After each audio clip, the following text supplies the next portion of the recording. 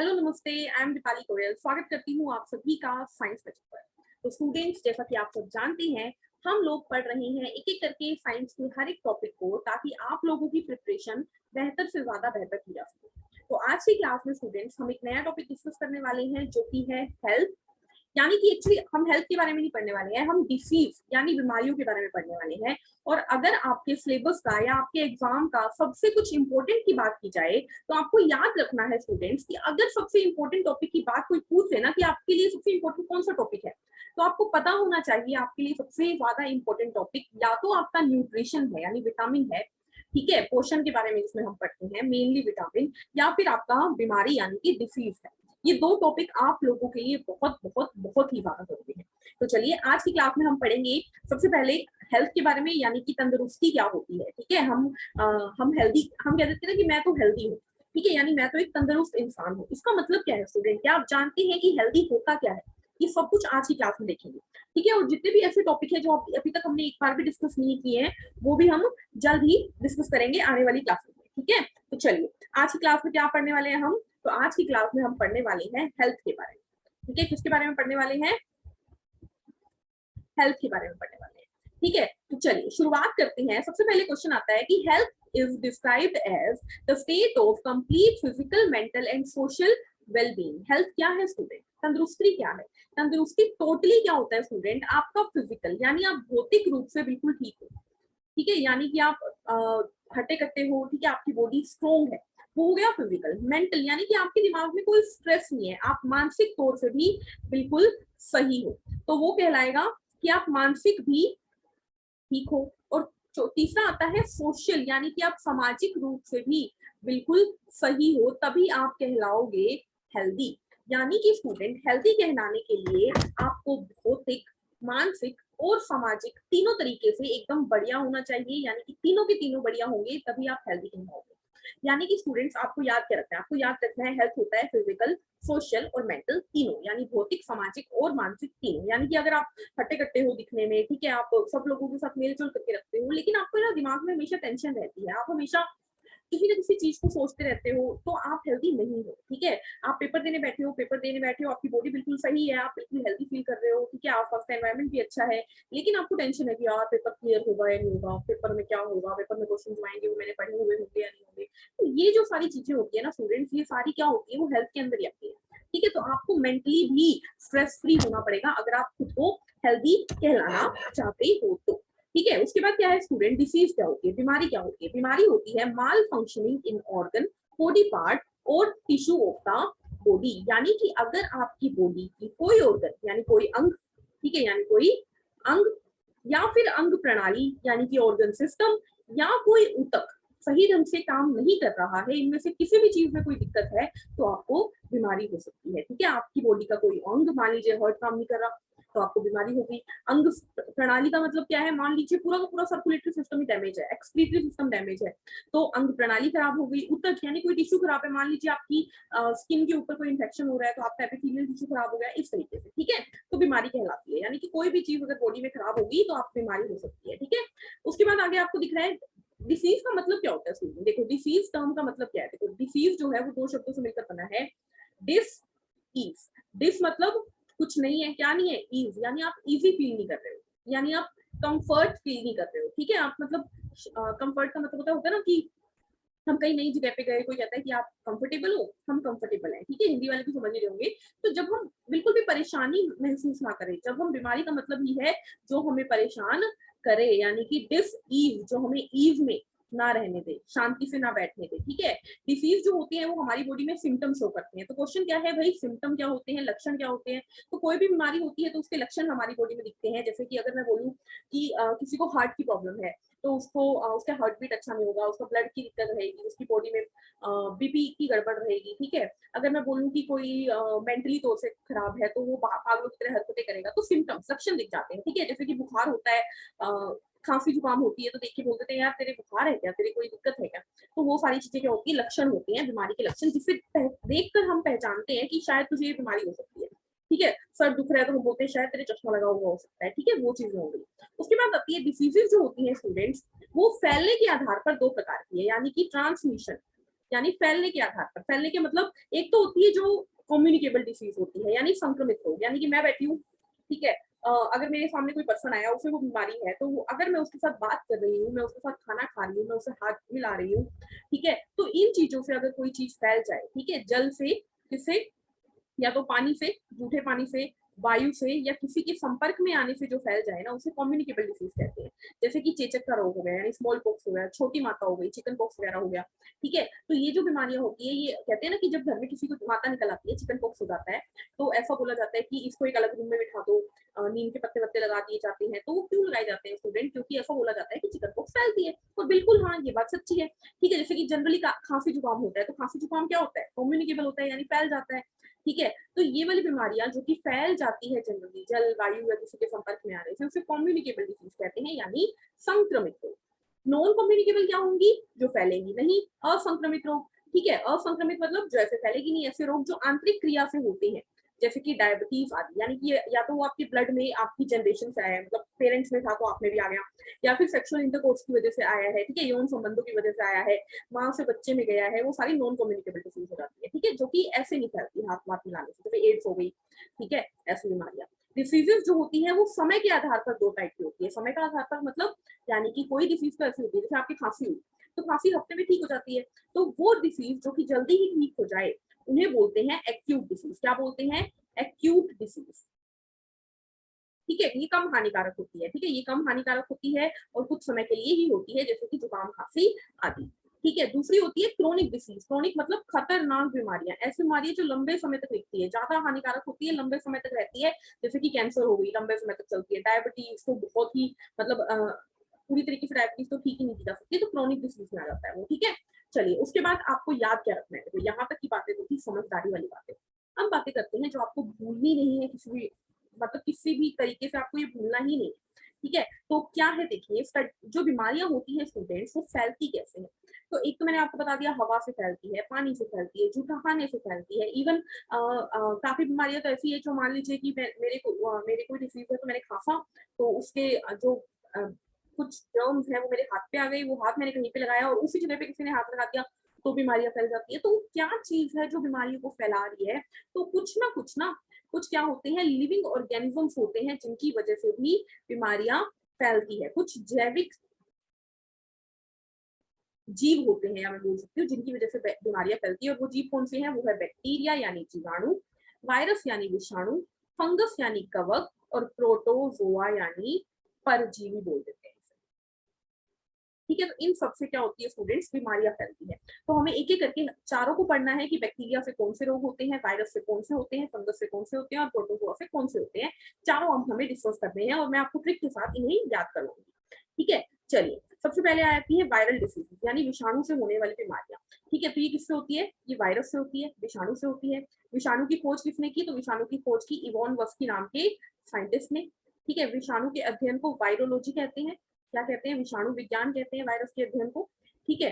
उसके बाद वायरस से होने वाली बीमारियां कौन सी है स्टूडेंट्स? तो एड्स जो होती है, देखो ट्रिक्स मैंने आपको पहले दे रखी है सारी की सारी, आप फिलहाल बीमारियां याद रखो, बस रिवाइज कर लो। एड्स, एड्स की फुल फॉर्म क्या है? Acquired immuno deficiency syndrome. क्या है? Acquired immuno deficiency syndrome, very important, इसे भूलना नहीं है किसी भी हाल में। It is caused by HIV virus, ये एचआईवी वायरस की वजह से होती है, जिसे ह्यूमन इम्यूनो डेफिशिएंसी वायरस कहते हैं, ठीक है। क्या कहते हैं? ह्यूमन इम्यूनो डेफिशिएंसी वायरस, इसे रेट्रोवायरस भी कहते हैं, ठीक है। यह एचआईवी वायरस द्वारा फैलता है तथा एचआईवी की फुल फॉर्म है ह्यूमन इम्यूनो डेफिशिएंसी वायरस, और इसे रेट्रोवायरस भी कहा जाता है। उसके बाद ये हमारी बॉडी की जो टी हेल्पर लिम्फोसाइट होती है, उन्हें क्या करती है? इफेक्ट करती है। टी हेल्पर लिम्फोसाइट हमारी बॉडी में एंटीबॉडी वगैरह बनाती है, तो ये उनको इफेक्ट करती है। ये सेक्सुअली ट्रांसमिटेड डिसीज है, यानी कि सिर्फ यौन संबंधों के द्वारा ही फैलती है या माँ से बच्चे में जाती है, ठीक है। It is a fatal disease. Fatal disease का मतलब क्या है? फेटल का मतलब होता है बहुत खतरनाक बीमारी, इतनी खतरनाक कि इससे कि इंसान की मृत्यु भी हो सकती है। यह इससे रोगी की मृत्यु भी हो सकती है तथा बहुत खतरनाक बीमारी है, ठीक है। It weakens the body and versions the immune system. यह रोगी के शरीर को कमजोर कर देता है और रोग प्रतिरोधक क्षमता को समाप्त कर देता है। जैसा कि मैंने बोला, टी लिम्फोसाइट पर असर करती है और वही आपकी रोग प्रतिरोधकता देती है। उसके बाद इसको चेक करने के लिए कि किसी पर्सन की एड्स है नहीं है, तो टेस्ट होता है जिसे एलिसा टेस्ट कहते हैं। क्या कहते हैं? ELISA test. और एलिसा की फुल फॉर्म क्या है स्टूडेंट्स? तो वैसे बहुत ज्यादा इंपॉर्टेंट नहीं है, लेकिन मैं हमेशा बताती हूँ, एंजाइम लिंक्ड इम्यूनोसोर्बेंट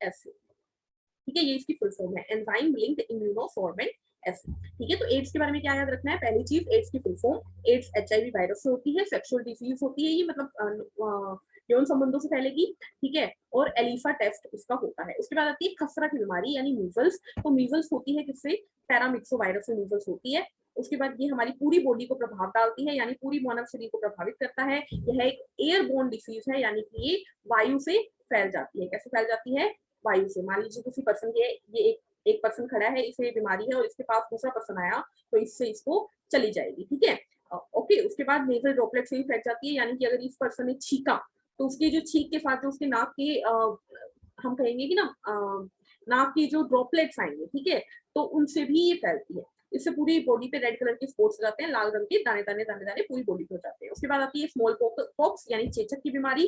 ठीक है, वेरियोला वायरस से होती है ये, सबसे पहले वेरियोला वायरस से होती है। इंपॉर्टेंट चीज आपको ये याद रखनी है किससे होती है।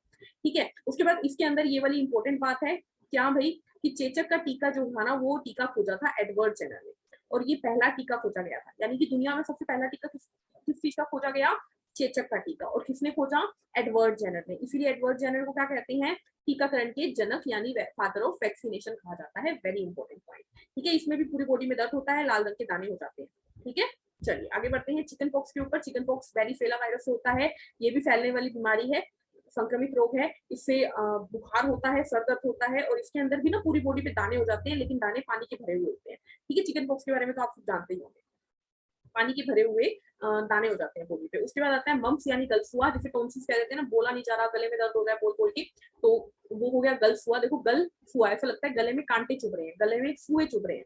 ठीक है, टॉन्सिल्स बोल देते हैं, मम्स वायरस से होता है, नाम आ रहा है बीमारी से ही।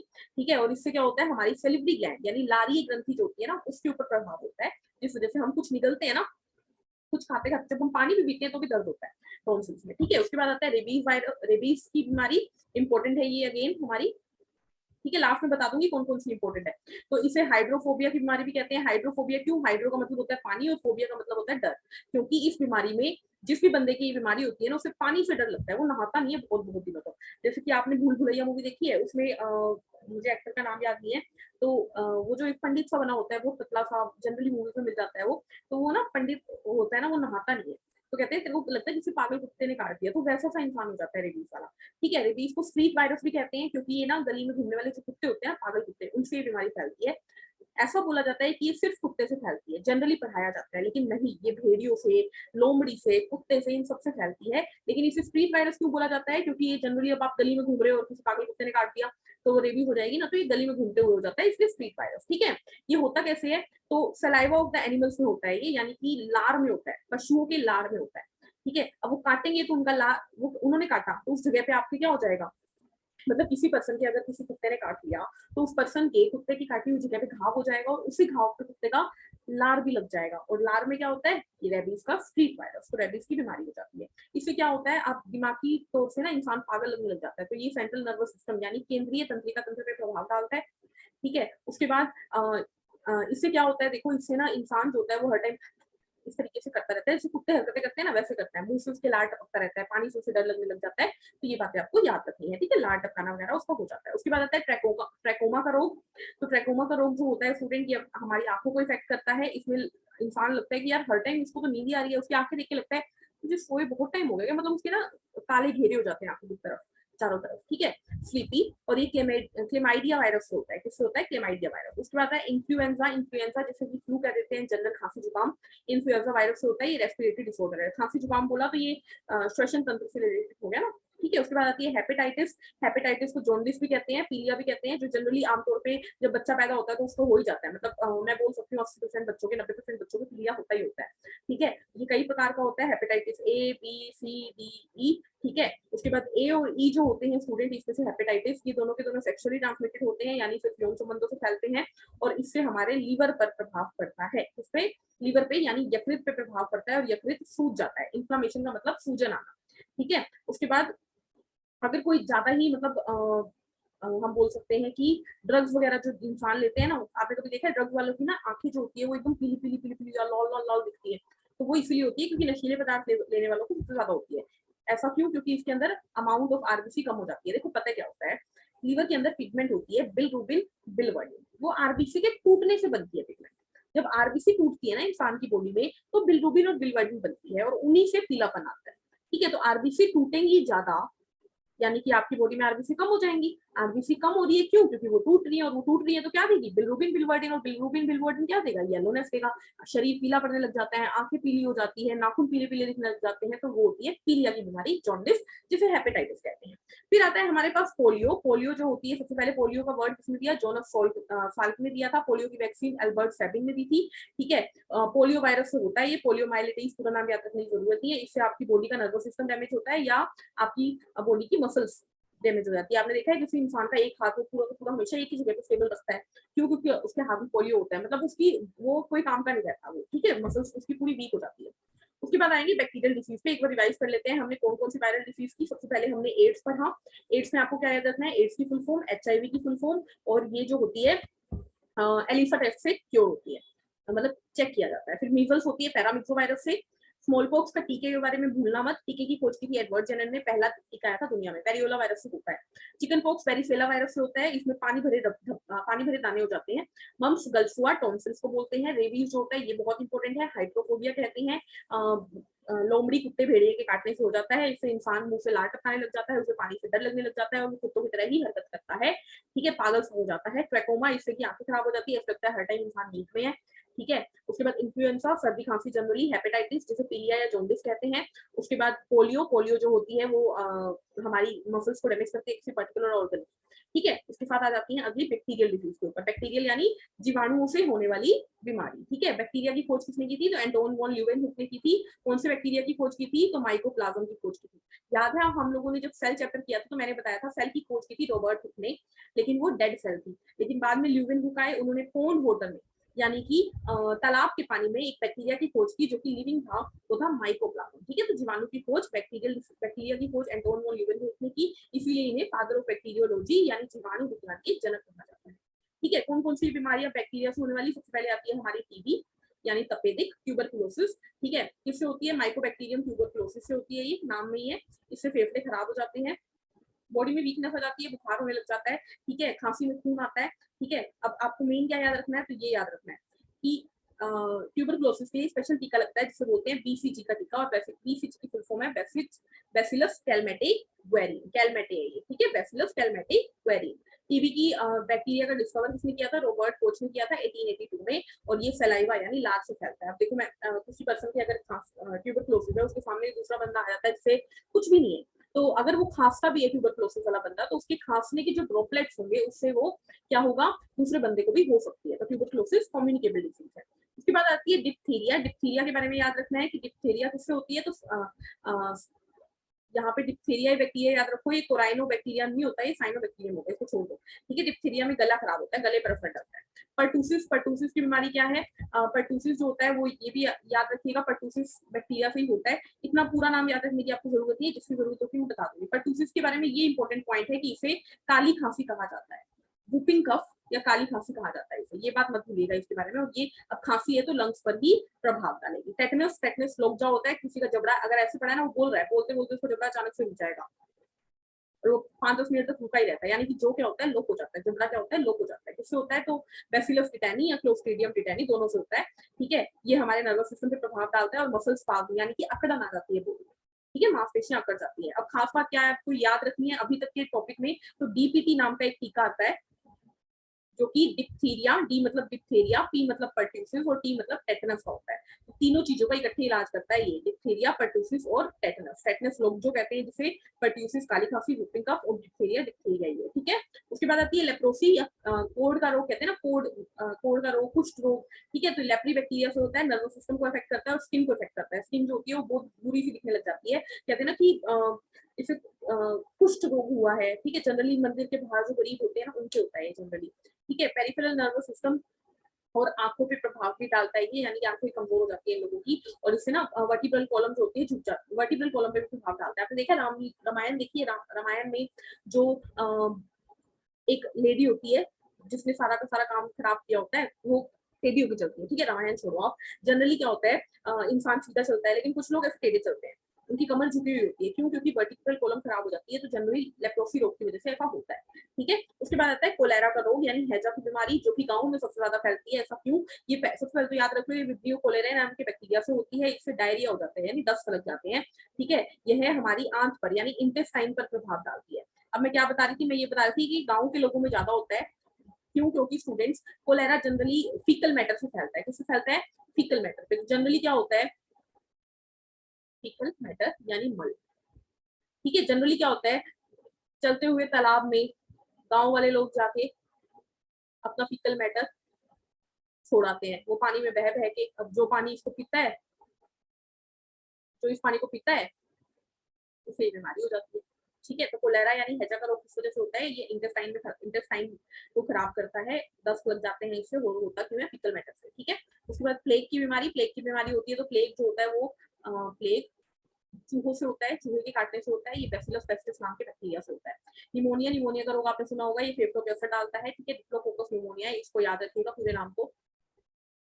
इससे हाई फीवर हो जाता है और रेस्पिरेशन, सांस लेने में दिक्कत होती है, फेफड़ों में पानी भर जाता है।